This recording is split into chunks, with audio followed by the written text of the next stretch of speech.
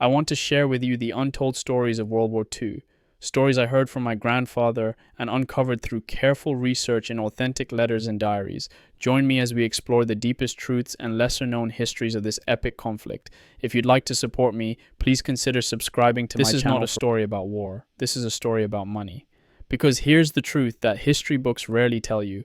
Adolf Hitler's empire wasn't built on ideology alone. It wasn't built on military genius or propaganda or even hatred. It was built on gold, stolen gold, looted gold, gold ripped from the vaults of conquered nations and the teeth of murdered victims, gold that financed every tank, every bullet, every invasion that tore Europe apart.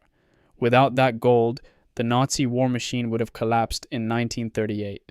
Hitler would be a footnote in history, a failed dictator who ran out of money before he could conquer the world. But he didn't run out of money, because he found a way to turn theft into strategy, murder into profit, and human suffering into the currency that powered the Third Reich. And then, in the spring of 1945, as Germany crumbled and Hitler's dream of a 1,000-year Reich died in the rubble of Berlin, American soldiers stumbled upon something extraordinary. 2,100 feet beneath the surface of a German salt mine, they found it. All of it. 100 tons of gold bars. Billions in currency, and suitcases, 189 of them, filled with wedding rings, dental fillings, and jewelry stolen from concentration camp victims. This is the story of how the Nazis financed a war with stolen treasure. And this is the story of how the Allies found it, claimed it, and tried, imperfectly, incompletely, to return it to a world that could never be made whole again. But before we get to the discovery, before we descend into that mine and see what horrors were hidden there, you need to understand something. You need to understand how Germany, a country bankrupted by World War I, crippled by hyperinflation, stripped of resources, managed to build the most powerful military machine the world had ever seen. Because the answer to that question, it's darker than you think. Let me take you back to 1933. Adolf Hitler has just become Chancellor of Germany. The economy is in ruins. Unemployment is over 30%. The currency, the Reichsmark, is barely worth the paper it's printed on. In the 1920s, Germany experienced one of the worst hyperinflations in human history. People literally needed wheelbarrows full of cash to buy a loaf of bread. The government was printing money so fast, they didn't even bother printing on both sides of the bills. Think about that for a moment. When money becomes worthless, society itself begins to crumble. Nothing has value. Trust evaporates. Chaos reigns. Enter Hjalmar Schacht. Schacht was the financial wizard who broke Germany's hyperinflation in the 1920s.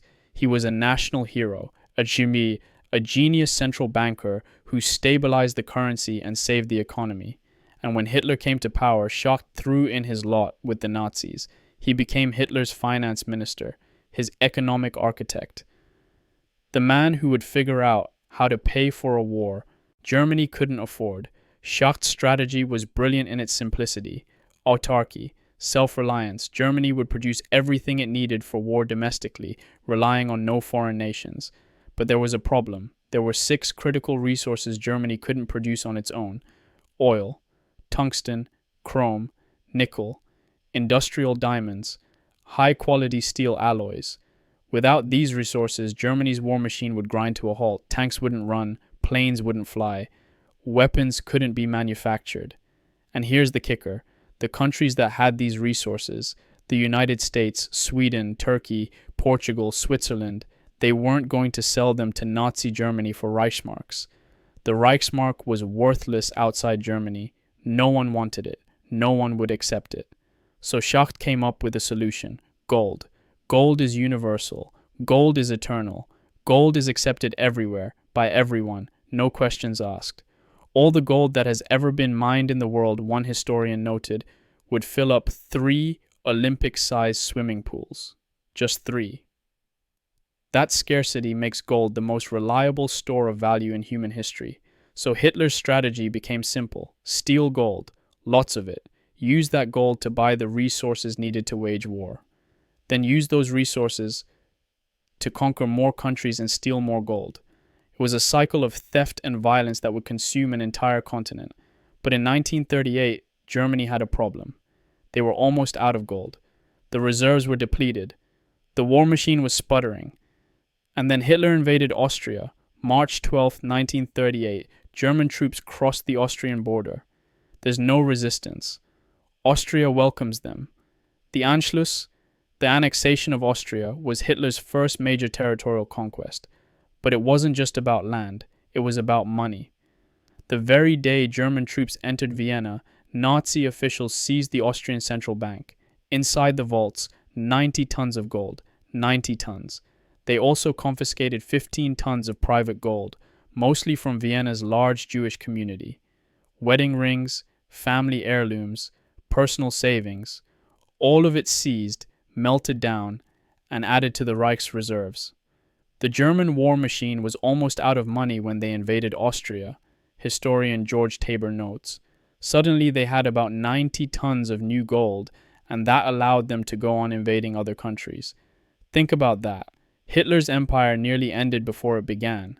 Without Austrian gold, there would have been no invasion of Czechoslovakia, no conquest of Poland, no World War II as we know it. One theft, 90 tons. And the course of history changed. But Austria was just the beginning. Over the next 7 years, the Nazis would loot an estimated $580 million in gold, worth approximately $19 billion today. They stole from central banks in Belgium, the Netherlands, Luxembourg, France, Poland, Czechoslovakia, Yugoslavia, Greece, and Italy. But the most dramatic and most tragic gold heist came from an unexpected source, Norway. April 9th, 1940, just past midnight. A Norwegian military officer stands at his post in a 19th century fortress overlooking the Oslo Fjord, the narrow waterway leading to Norway's capital. He's been called out of retirement. Norway is neutral, but everyone knows war is coming. He looks out into the darkness and sees ships, a convoy, massive vessels approaching through the fjord. He can't tell their nationality. Could be British, could be German. In the darkness, there's no way to know. The lead ship, a brand new cruiser on its maiden voyage, gets within half a mile of the fortress. The officer makes a decision. Tomorrow I will be a national hero or I will be court-martialed, he says to himself. Fire! The fortress guns, ironically manufactured by the German company Krupp, fire directly at the ship. Direct hit. The cruiser sinks 6 hours later. German soldiers scramble to escape. The invasion is delayed. Not stopped, just delayed, by a single dardy day. But that one day was everything. In that 24-hour window, Norwegian officials managed to evacuate the cabinet, the king, and, most importantly, Norway's entire gold reserve. They moved it north, bit by bit, under constant threat of German attack, until finally they loaded it onto British ships and sent it across the Atlantic to safety. The Norwegians saved their gold, but most countries weren't so lucky. Belgium, May 1940. As German forces smash through Belgian defenses, officials make a desperate decision. Send the gold to France for safekeeping. France agrees. They transport Belgium's gold reserves, hundreds of tons, to vaults in Paris and southern France. But then, in June 1940, France falls. And here's where it gets complicated. Here's where the moral lines blur. The Nazis demand the Belgian gold. The Vichy French government, the collaborationist regime that controls unoccupied France, faces enormous pressure. What do? They hand it over. Belgium's gold, entrusted to France for protection, ends up in Nazi hands. Not because the Germans conquered it, because the French surrendered it. Now, to be fair, France was occupied, defeated, under intense pressure. They weren't free to make their own choices. But still. The betrayal stings, and it reveals something crucial about Nazi gold operations. They didn't just steal through military force. They stole through diplomacy, through intimidation, through exploiting the weakness and fear of conquered nations. By 1942, Germany had accumulated more gold than any nation on earth except the United States. But they faced a new problem. How do you spend stolen gold without revealing where it came from? Enter Switzerland. Neutral Switzerland, banking Switzerland, the country that profited from every side of the war while claiming moral neutrality. Between 1939 and 1945, Swiss banks accepted over $400 million in Nazi gold. About half of it was looted from central banks of occupied countries. The rest, at least $146 million, came directly from Holocaust victims. The Swiss National Bank knew. Documents prove it. They knew the gold was stolen. They knew it came from victims of the Holocaust. And they took it anyway. Why? Because the Nazis paid them to launder it. Germany would exchange stolen gold for Swiss francs, a stable, internationally accepted currency. Then they'd use those Swiss francs to buy oil from Romania, tungsten from Portugal, industrial diamonds from Sweden, chrome from Turkey. Switzerland made money on every transaction. They charged fees, they manipulated exchange rates, they profited from genocide. But here's what haunts me about the Swiss roll. It wasn't just banks. It was diplomats, government officials, people who could have said no, people who had the power to stop it. One document from the German archives shows that Switzerland agreed to accept 3,000 kilograms of gold in exchange for diplomatic services. Diplomatic services. What does that even mean? Turning a blind eye, providing intelligence, facilitating transactions. We may never know the full truth, but we know this: Switzerland's so-called neutrality had a price, and that price was paid in blood gold. But not all the gold went to Switzerland. By 1945, as Allied forces closed in from all sides, the Nazis faced a crisis. They had billions in gold, currency, and looted assets scattered across Germany. If the Soviets or Americans captured it, the war was truly over. So they made a plan. In February 1945, after American bombers nearly destroyed the Reichsbank building in Berlin, Walter Funk, president of the Reichsbank and Reich Minister of Economics, ordered the evacuation of Germany's gold reserves. Where would they hide it? In a salt mine, 200 miles southwest of Berlin, a place called Merkers. On February 11, 1945, a train left Berlin carrying most of Germany's gold reserves. The cargo included 8,307 gold bars worth approximately 238 million, 326 bags of gold coins, currency reserves totaling 1 billion Reichsmarks bundled in 1,000 bags. Massive quantities of foreign currencies. The train arrived at Merkers. The treasure was unloaded and placed in a vault deep underground, a chamber designated Room Number 8. But that wasn't all. The SS, Hitler's elite paramilitary organization, also wanted to hide something. For 3 years, from 1942 to 1945, the SS had been delivering looted property to the Reichsbank, property seized from concentration camp victims. 76 deliveries, all catalogued under a holding account named Melmer, after SS Captain Bruno Melmer, who made most of the deliveries. What was in those deliveries? Gold, jewelry, dental fillings, wedding rings, silver candlesticks, diamonds, foreign currency. The Reichsbank would process it all. Gold was sold to refineries, jewelry was sold through pawn shops, currency was deposited, and the proceeds were credited to an account called Max Heiliger, a code name for Heinrich Himmler and his SS.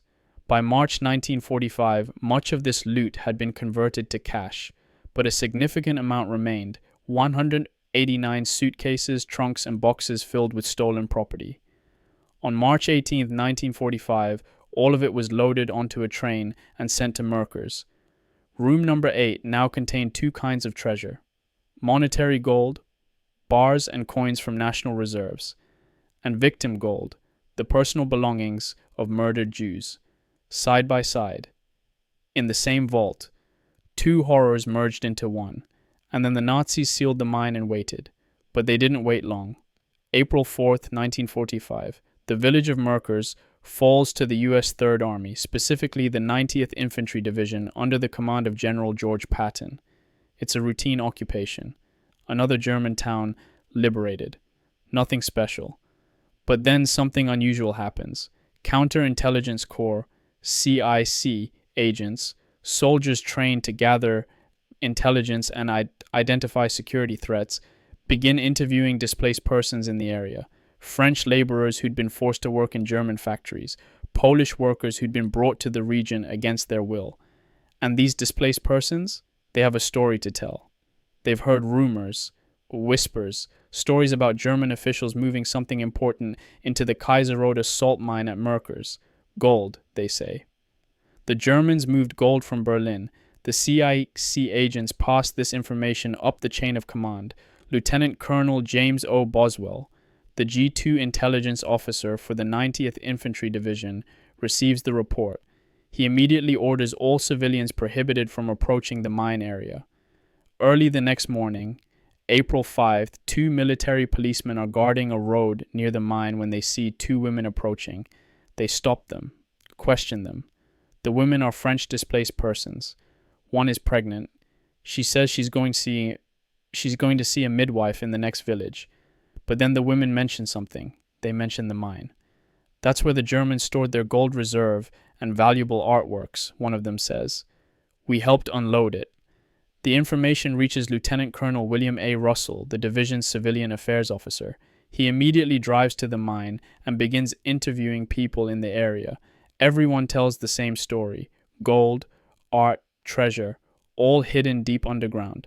Russell confronts mine officials. At first, they deny everything. Then, under pressure, they admit it. Yes, there's gold in the mine. Yes, there are artworks. And yes, there are Reichsbank officials present who can confirm it. Russell finds Werner Reich, the head cashier of the Reichsbank's Foreign Notes Department. He finds Dr. Paul Ortwin Rave, curator of the German State Museum, who's been sent to care for the paintings. Both men confirm the story. The gold in the mine, Reich says, constitutes the entire reserve of the Reichsbank in Berlin. Russell immediately requests reinforcements, tank battalions, military police, armed guards at every entrance to the mine. And then he calls General Manton S.S. Eddy, the 12 Corps commander.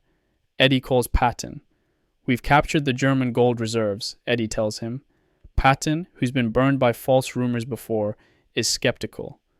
Don't mention the gold until we confirm it, he orders. But deep down, Patton knows they've found something big.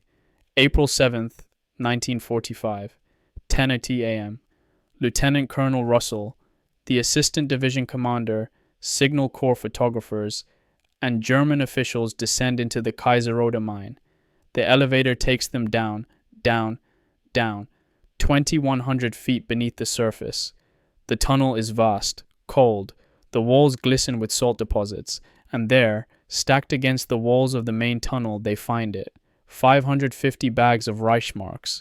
But that's not what they came for. They move deeper into the mine, and then they see it. A brick wall, 3 feet thick, blocking off an entire section of the tunnel. In the center of the wall, a massive steel bank vault door with a combination lock and timing mechanism. They try to open it, but the lock won't budge. Reich, the Reichsbank official, tells them everything is behind that door, all the gold, all the currency. Word reaches General Eddy. He calls Patton. The mine has been entered, Eddy reports. We found Reichsmarks, but the gold, if it exists, is behind a steel door. Blow the door, Patton orders.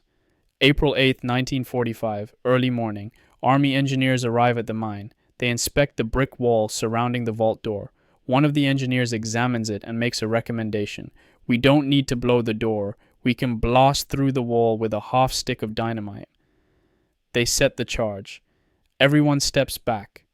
The explosion echoes through the tunnel.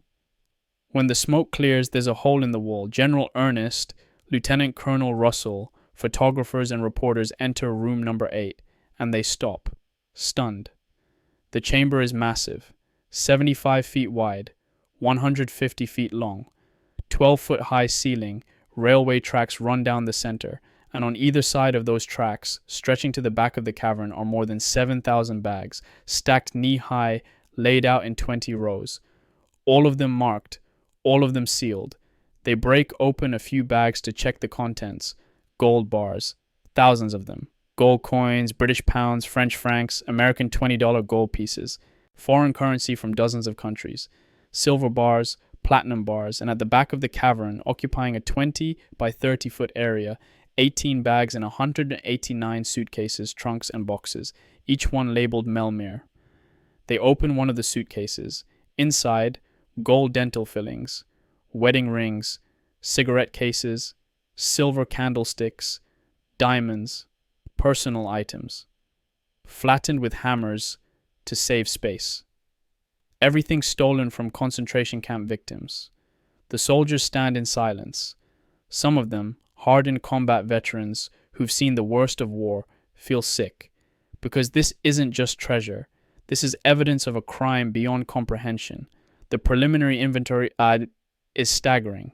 8,198 gold bars, 55 boxes of crated gold bullion, hundreds of bags of gold items, over 300 bags of gold coins, Reichsmarks, British pounds, French francs, 711 bags of American $20 gold pieces, hundreds of bags of foreign currency, 2.76 billion Reichsmarks, 20 silver bars, one bag containing 6 platinum bars, total estimated value in 1945 over $238 million. In today's money, billions. But here's what strikes me about the discovery. It's not just the quantity, it's what it represents.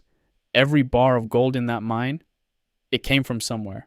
A central bank in a conquered nation, a private vault in Vienna, a Jewish family's life savings, every bag of coins, stolen, every dental filling in those suitcases, pulled from a corpse. This wasn't war booty in the traditional sense. This was systematic, bureaucratic theft on an industrial scale. And the Nazis documented all of it. They kept records. They cataloged everything. They treated stolen property as if it were legitimate state revenue. That's what makes it so chilling. The cold efficiency, the bureaucratic precision. Murder turned into accounting. April 12, 1945, 10:30 a.m. General Dwight D. Eisenhower, Supreme Commander of Allied Forces in Europe, arrives at Merkers.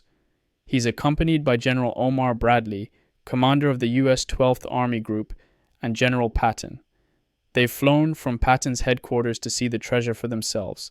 Colonel Bernard Bernstein, the Treasury Department official who's been assigned to take control of the mine, meets them at the entrance.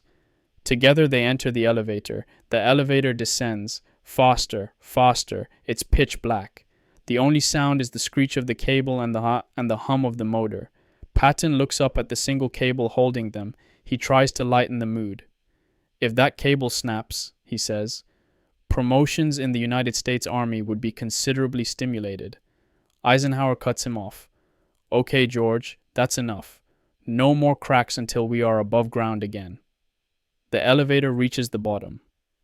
2,100 feet below the surface, they step out into the tunnel. The air is cold, damp. They walk down the main corridor, past the bags of Reichsmarks, past the railway tracks, and then they enter room number 8. Eisenhower stands in silence, looking at the stacked bags of gold. Then Bernstein leads them to the back of the vault, to the suitcases, the trunks, the boxes labeled Melmir. They open one. Inside, gold and silver items, jewelry, cigarette cases, dental fillings, all of it flattened with hammers, crushed to save space. Eisenhower would later write about what he saw. Crammed into suitcases and trunks was a great amount of gold and silver plate and ornament obviously looted from private dwellings throughout Europe. All the articles had been flattened by hammer blows, obviously to save storage space, and then merely thrown into the receptacle, apparently pending an opportunity to melt them down into gold or silver bars. Patton was more blunt.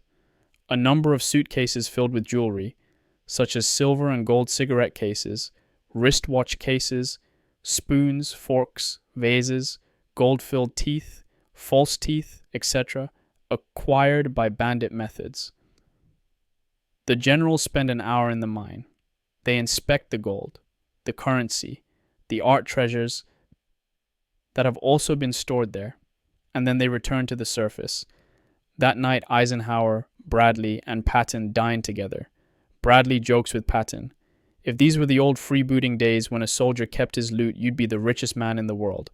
Patton grins, but then he tells them what his soldiers have been saying. Some want to cut the gold into medallions, one for every son of a bitch in Third Army. Others suggest hiding the loot until peacetime, when military budgets are tight, and then digging it up to buy new weapons. Eisenhower laughs. He's always got an answer. But the laughter doesn't last. Just before midnight, they receive devastating news. President Franklin D. Roosevelt is dead. The war is almost over, but the world has lost the man who led the fight against fascism. And in a salt mine beneath Germany, billions in stolen gold sit waiting to be counted, catalogued, returned. But returned to whom? That's the question that would haunt the Allies for years, because here's the problem. Much of the gold had no clear owner. The bars from national central banks, those could be returned. Belgium's gold, Norway's gold, the Netherlands' gold. But what about the victim gold, the dental fillings, the wedding rings, the jewelry? How do you return a wedding ring when the entire family that owned it has been murdered, when there are no heirs left to claim it? And here's the even harder question. What about the gold the Nazis had already laundered through Switzerland? The gold they'd exchanged for Swiss francs and used to buy war materials? That gold was gone, dispersed, impossible to trace. The Allies did their best. Between 1945 and 1948, they recovered billions in Nazi assets. They established the Tripartite Gold Commission to sort through the Merkers' treasure and return looted gold to its rightful owners. But the process was slow, complicated, frustrating, and incomplete. A U.S. State Department report later concluded, with greater support and interest from Allied leadership, it might have been possible to strike a better bargain on the looted gold and other German assets with the neutral countries.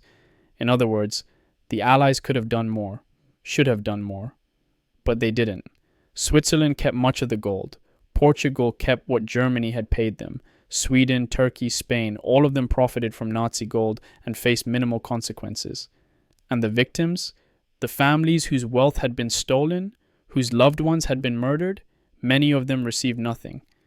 Let me tell you about what happened to the Merkers' treasure. Starting April 13th, 1945, the U.S. Army began moving everything out of the mine. It took days.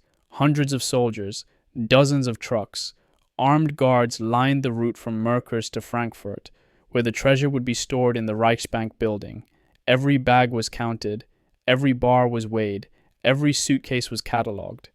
And then came the hard part, figuring out where it all came from. Colonel Bernstein and his team interviewed dozens of German officials, bank employees, SS officers, mine workers. They tracked down Albert Thoms, the head of the Reichsbank's precious metals department, who tried to flee as the Americans approached. They questioned him extensively about the SS deliveries, the Melmer account, the Max Heiliger transfers. Slowly, the truth emerged. The gold in room number 8 represented two parallel crimes. First, the systematic looting of national wealth from conquered countries. This was old-fashioned imperial plunder, the theft of sovereign gold reserves to finance a war of aggression. Second, the industrialized murder and robbery of Holocaust victims. This was something new, something unprecedented, the conversion of human beings into financial assets. The Nazis had merged these two crimes into a single economic system. They'd turned genocide into profit and used that profit to wage war. And they'd done it all with bureaucratic efficiency, with paperwork, with account ledgers and inventory lists. That's what makes the Merkers discovery so important. It wasn't just evidence of theft, it was evidence of a system. A machine designed to extract wealth from suffering, the gold machine. So what happened to all that gold? Between 1947 and 1998, the Tripartite Gold Commission returned approximately 4 billion in today's values in looted gold to 10 countries. But a significant amount, estimated at 5.5 metric tons, remained unclaimed, gold from victims who had no heirs, no families, no one left to claim it. In 1997, more than 50 years after the war ended, the international community finally addressed this issue. They established the Holocaust Victims Assets Program to distribute the remaining unclaimed assets to Holocaust survivors and their descendants.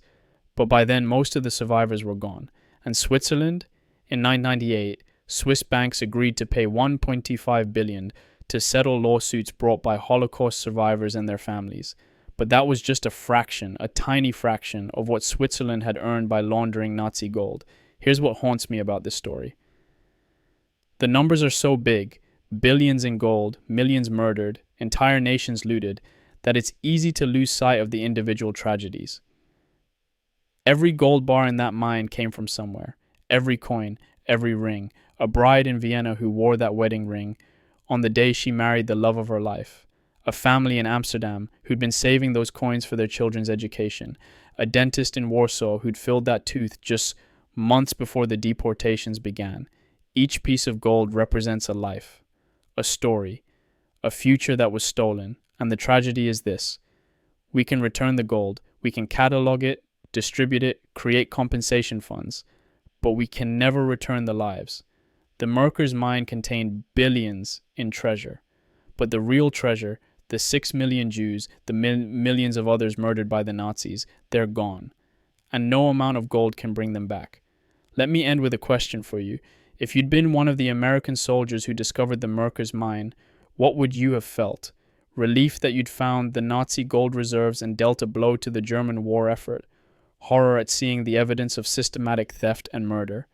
Anger at the Swiss banks and neutral countries that profited from genocide? Or something else, something more complicated? Because here's the truth. The story of Nazi gold isn't just about the past. It's about the choices people make when faced with evil. The choice to resist, like that Norwegian officer who fired on the German ships, buying time for his country's gold to escape. The choice to collaborate, like the French officials who handed over Belgium's gold to the Nazis. The choice to profit, like the Swiss bankers who accepted stolen gold and asked no questions. And the choice to seek justice, like Colonel Bernstein and his team, who spent years tracking down looted assets and trying to return them to their rightful owners. Which choice would you have made? I don't ask that to judge you. I ask because I genuinely don't know what I would have done. It's easy to look back and condemn the collaborators, the profiteers, the silent witnesses. But when you're in the moment, when you're facing pressure and fear and impossible choices, what do you do? That's the question that haunts me. And maybe that's the real lesson of the Merkers mine. Not the scale of the theft, not the billions in gold, but the reminder that great evil is often enabled by ordinary people making small compromises. A banker who accepts one shipment of questionable gold, a bureaucrat who processes one transaction, a government official who looks the other way once, and then again, and again, until complicity becomes routine. The gold machine didn't run by itself. It ran because thousands of people, bankers, officials, businessmen, chose to keep it running. So here's my final question. If you saw injustice today, if you saw theft, if you saw suffering, if you saw evil being normalized, would you speak up? Or would you make a small compromise? Just this once, because that's how it starts. Not with grand conspiracies, but with small choices, small silences, small betrayals.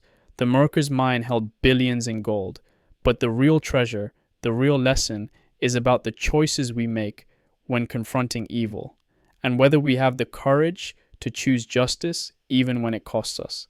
Tell me in the comments, what would you have done? Because I think that question matters, not just for understanding history, but for facing the future. The gold machine is gone, but the choices, those remain every day for all of us.